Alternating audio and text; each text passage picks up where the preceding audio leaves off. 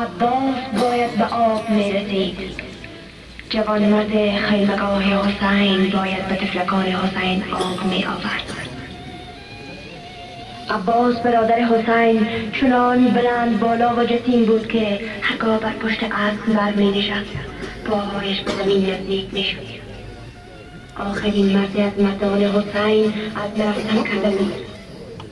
پیش برادر آمد و گفت اکنون نوبت من است تا به میدان بروم.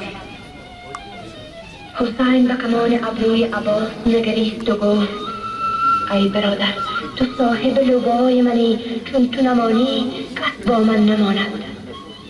عباس گفت سینه ام تنگ شده، اراده کردم که از این جماعت خونخواهی کنم. حسین گفت اکنون که آزم سفر آخرت گشتنی، پس از برای کودکان من آب بطلب. خشم سراپای عباس را فرا گرفت. فریاد العطش کسان حسین از میانه خیمه ها و گوشش داشته داد.